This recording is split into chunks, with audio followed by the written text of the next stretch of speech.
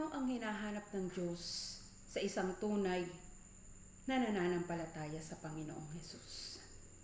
Gaano kahalaga sa Diyos ang bunga ng lahat ng mga nakipag-isa kay Kristo? At paano makapamumunga ang mga ito? At yan po ang ating titignan ngayong gabi mula sa salita ng Diyos. Ito po ang TCFC Friday Youth Devotion in the Word and in Prayer. So ngayong gabi po tayo po ay lalapit sa Diyos at meron po mga nagbigay ng kanilang mga pangalan upang idulog sa Panginoon na yun po lahat ng kanilang mga sitwasyon sa mga oras na to ay nais po nilang itaas sa Panginoon bilang kanilang tanda na sila po ay nagtitiwala sa Diyos sa kanilang sitwasyon na kinakaharap. Let us come before God in prayer. Tapat at dakilang Diyos, salamat sa lahat ng bagay na ginagawa mo sa buhay namin. Salamat, hindi mo kami iniiwan sa bawat laban ng aming mga buhay. Ikaw ang siyang lumalaban para sa bawat isa sa amin. Sa amin pong pagdulog sa iyo sa gabing ito, Ama, amin pong itinataas, amin pong hinihingi ng tawad ang lahat ng aming mga naisip, nasabi, pinagbalakan, isinagawa na hindi ayon sa iyong kalooban. Patawarin mo nga po kami, Ama. Pakalinisin mo po kami upang sa gayon, Panginoon, mapanumbalik ang aming ugnayan sa iyo, Ama. Salamat po, O Diyos, sa iyong kapatawaran na ibinigay mo na sa amin ngayong gabi. Hayaan mo na maging malinaw, maging malakas ang tinig ng banal na Espiritu na mangusap sa amin ngayong gabi at turuan kami sa lahat ng aming gagawin, sa lahat ng aming dapat ikilos bilang kami ay nananampalataya sa iyo. Bigyan mo po kami ng kaunawaan sa iyong mga salita na aming pong titignan ngayong gabi. At patuloy na dito kami kumadlo ng lakas, ng kagalakan, ng kapayapaan. Ama, sa gabing ito, amin pong idinudulog ang aming mga kapatid na nagbigay ng kanilang mga pangalan. Sila po, Panginoon, ay umaasa at nagtitiwala sa iyo na anuman yung kanilang pinagdaraanan sa mga oras na to, ay alam po nila na ikaw, O Diyos, ang tangi lang makakatugon sa mga prayer request nila. At sila po ay sina Ellen Corralde, Vaste Alcantara, Pastor Rolly and Lorna Hernandez, John Reggie Vocal, Josephine Gomez, Roel Anota, Vanji Vocal, Noah Catolos, kasama po sina Nora Selles, Feliz Cañete, Narcisa Punzalan, Remedios de la Cruz, Chabelita Silongan, Jervy Alcantara, Alan Ojano, Negi Arcega, Judy Ancailo, Dina Matawaran, Raymer Melendres, Luzren de Jesus, Lito Felix, Lourdes Flores Penal, Juliana Abad, Evelyn Lorica, Maricel Bernardino, Jonathan Martin, Wilfredo Rafols, Rachel Custodio, Renato de Jesus, maging sina Glenn Punzalan, Ofelia de la Cruz, Virgilio de la Cruz, Prince de la Pasión, Rafi de Jesus, Myla Bendaña, Romilin Balane, Kelly Mendoza, Efren Alamag, Rosana Velasco, Erlin Romero, Eufemia Machenso, Mitsilin Tongohan, Rowen Polino, Patrick Lolo, and maging si Christoph John Pitoral. At kasama din po na nagpapasalamat sa iyo, Panginoon, dahil sa katugunan ibinigay mo at kagalingan ibinigay mo kay Irene Delgado, maging kay Jack and Ernally Nequinto. Ama sila na nagbigay ng pangalan sa gabing ito ay nagtitiwala na anuman po yung kanilang pinagdadaanan kapag kanilang ibinigay at ipinagkatiwala sa iyo, ay ito po Panginoon ay bibigyan mo po ng lunas ayon pa rin sa iyong kalooban o kagustuhan sa buhay nila. Habang sila po ay may mga pinagdadaanan, sakit man yan Panginoon o suliranin sa kanilang buhay, kapayapaan ang amin pong hiling sa iyo para po sa kanila Panginoon. Bigyan niyo po sila ng lakas at yung buhay na pag-asa nila ay patuloy lang nilang ilagak at ipagkatiwala sa iyo Panginoon, na anuman ang mangyari sa kanilang mga prayer request, pero ang mahalaga yung pagtitiwala nila ay nasa sa iyo lamang. Kaya ikaw na po bahala sa kanila Panginoon, at patuloy din po na amin pong itinataas Lord sa mga oras na to ang amin pong TCFC building. Lord, marami pa pong mga kinakailangan pa upang ito po'y matapos na. May mga permit, may mga gamit na kailangan pa na ma-produce. Lord, kung paano ikaw yung Diyos na sumama nung una pa lang, nung day one pa lang na pagpapagawa nitong church hanggang sa ngayon, ay alam po namin na ikaw pa rin yung Diyos na sa amin ay sumasama. Bigyan niyo nga po kami ng desire, ng pagnanasa, ng kakayahan upang Lord kami po ay maging kabahagi ng gawain ito. Sapagkat Lord, ito po ay tanda Panginoon ng aming pasasalamat at kabutihan sa iyo. Tulungan mo kami Panginoon na maging kabahagi nito upang Lord maging maayos na po ang lahat, magamit na po namin ang aming pong church ayon pa rin sa iyong kalooban at sa iyong plano para sa aming pong church. Patuloy na pagkakaisa, pag-ibig, pagmamahala ng aming pong hiling, at ikaw ang patuloy na maging sentro ng aming pong church, O God, ang TCFC Church, Lord. Salamat po, O Diyos, at patuloy na sa iyong mga salita na mahahayag ngayong gabi. Ito po ang maging silbi naming lakas, maging silbing sandata namin sa buhay, sa paglakad namin sa pananampalataya sa iyo. Ganyan po kami ng kaunawaan sa gabing ito, at ito po ay mai-apply namin sa aming pang-araw-araw na buhay. Salamat po Panginoon, ang kina po namin ang katagumpayan ng gawain ito sa tanging pangalan ng iyong anak na si Jesus. Amen. Kunin po natin ang ating mga Biblia at atin pong buksan sa aklat ng Juan, Kabanata 15, talatang 5 hanggang 6. Ito po'y sama-sama nating basahin. Sabi po dito, Ako ang puno ng ubas at kayo ang mga sanga. Ang nananatili sa akin at ako sa kanya, ang siyang nagbubunga ng sagana, sapagkat wala kayong magagawa kung kayo'y hiwalay sa akin.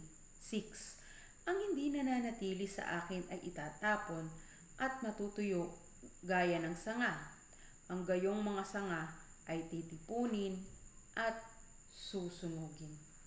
Bilang isang nananalig at tagasunod ng ating pong Panginoong Hesukristo, ay napakahalaga na meron tayong continuous o patuloy na relasyon kay Hesukristo para sa isang mabunga at makabuluhang buhay Kristiyano. Dahil ang hinahanap po ng Diyos sa isang tagasunod ni Kristo ay walang iba kundi bunga, o kung ito ba ay namumunga. Sapagkat ang pamumunga po ay nagpapakita at tanda na ang isang tao ay may tunay, o ang isang taong ito ay tunay na tagasunod ng ating pong Panginoong Hesukristo, na siya ay may ugnayan, na siya ay may relasyon sa Panginoong Jesus. So ano po ang ibig sabihin ng pamumunga o bearing fruit sa isang Kristiyano? Ito po ay ang positibong pagbabago sa buhay ng isang taong nakipag-isa kay Kristo na nagmumula pa rin sa pagsunod sa salita ng Diyos. Na ang ibig sabihin, ito yung paggawa ng mga mabubuting gawa sa pamagitan ng pagsunod at pagsasabuhay ng salita ng Diyos sa buhay ng isang tagasunod ni Kristo. Katulad na lamang po ng ginawa ng isang lalaking Samaritano. Nang makita niya yung isang lalaking Hudyo na nakahundusay sa daan at ito po'y sugatan. Ito po'y kanyang tinulungan. Ito'y ginamot niya at binihisan. At hindi lang po iyon.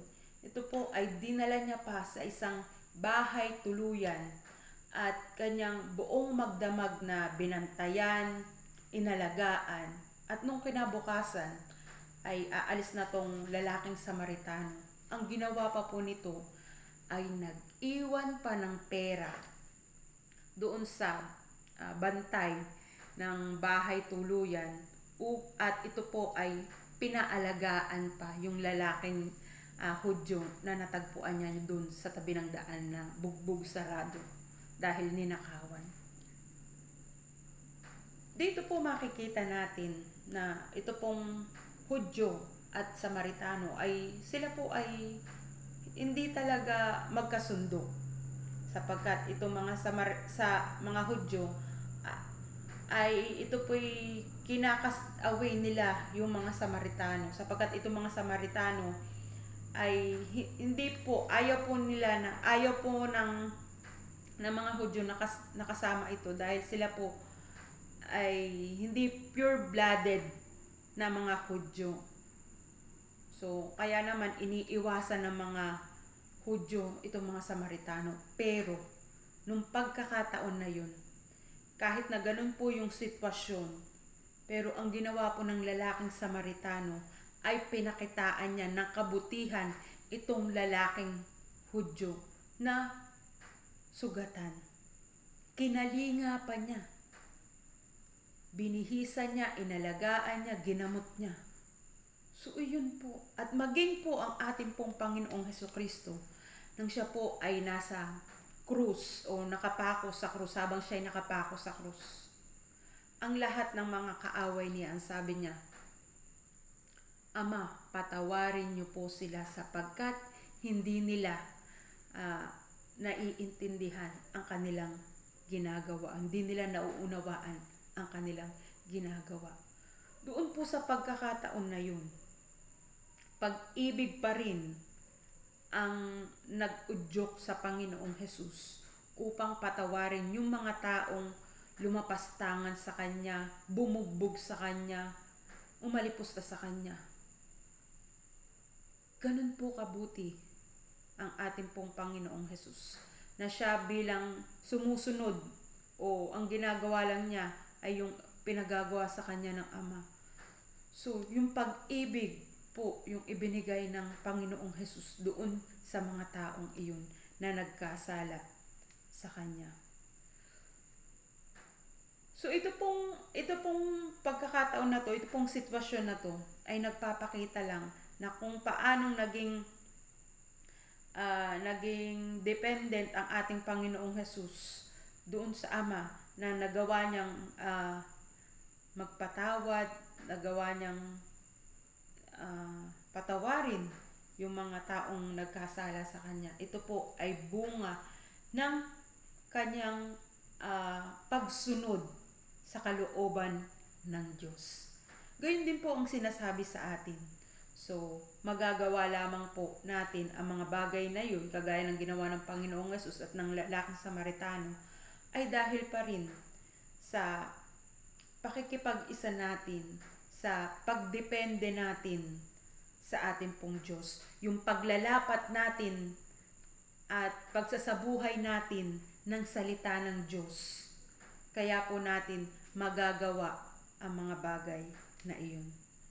So, ano po bang bunga? So, ang sabi dito, ang paglalapat at pagsasabuhay ng salita ng Diyos sa ating buhay bilang tayo ay nakipag-isa kay Kristo, ay ito po yung magiging dahilan upang tayo ay mamunga. So, anong bunga nga ba itong sinasabi dito? Ito po ay ang mabuting bunga na gawa ng banal na spirito na nananahan sa isang tagasunod ni Kristo.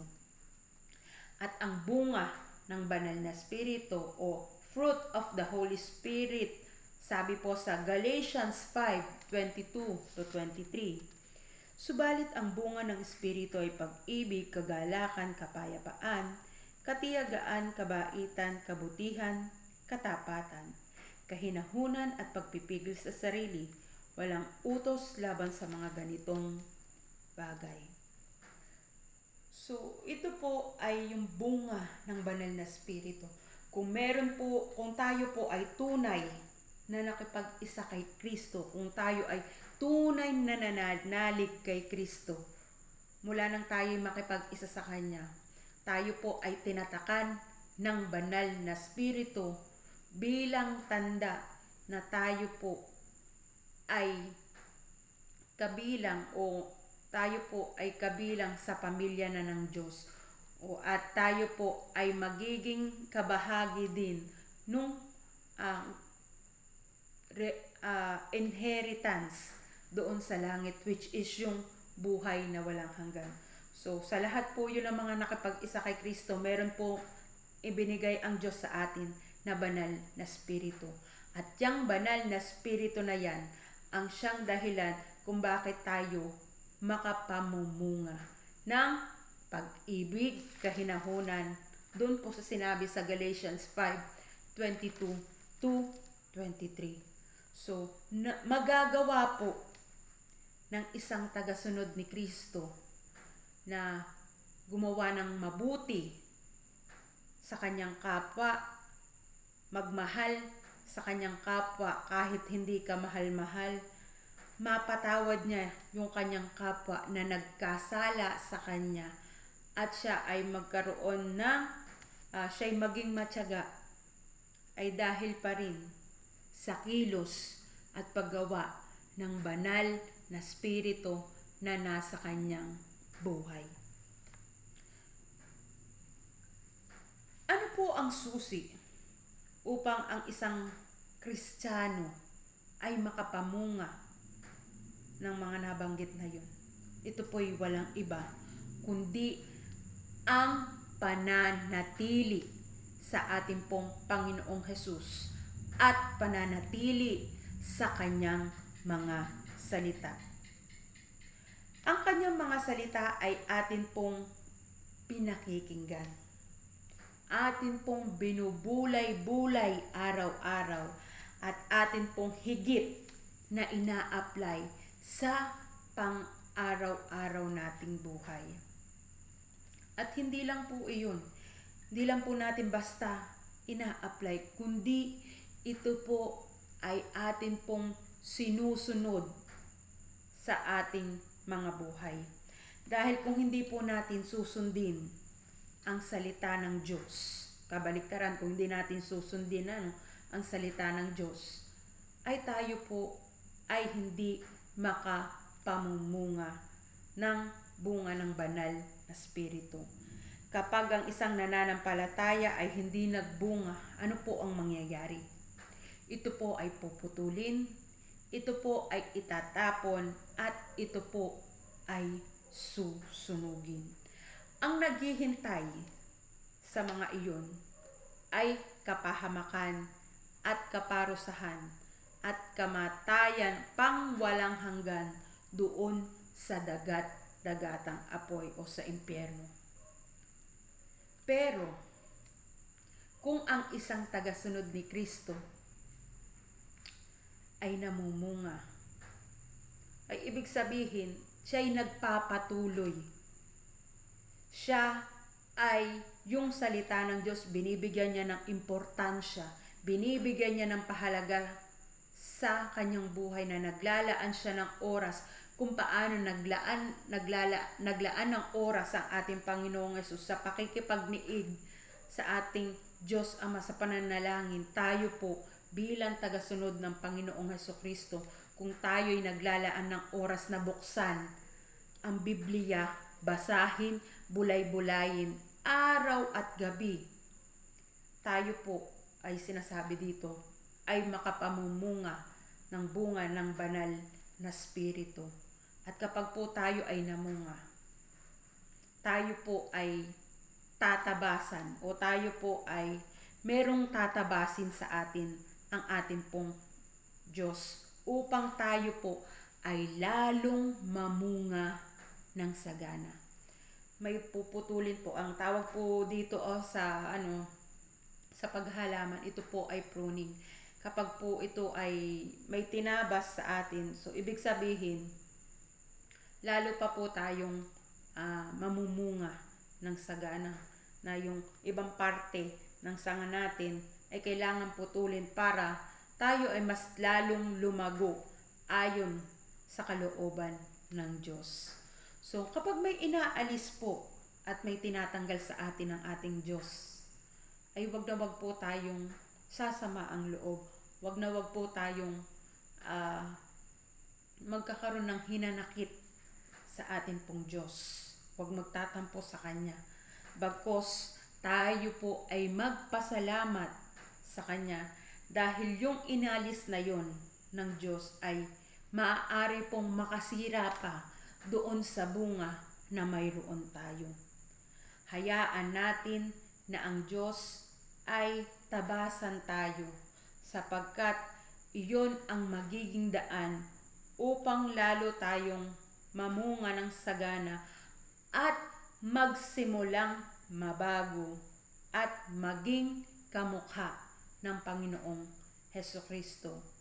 Sa bawat paglapit natin sa Ama, sa pananatili natin sa ating pong Panginoong Hesukristo, mayroon at merong tatanggalin sa atin yung mga bagay na hindi ayon sa kalooban ng Diyos. Tatanggalin yan upang ang ipalit ng Diyos ay yung bunga na nararapat at ayon sa kalooban ng Diyos.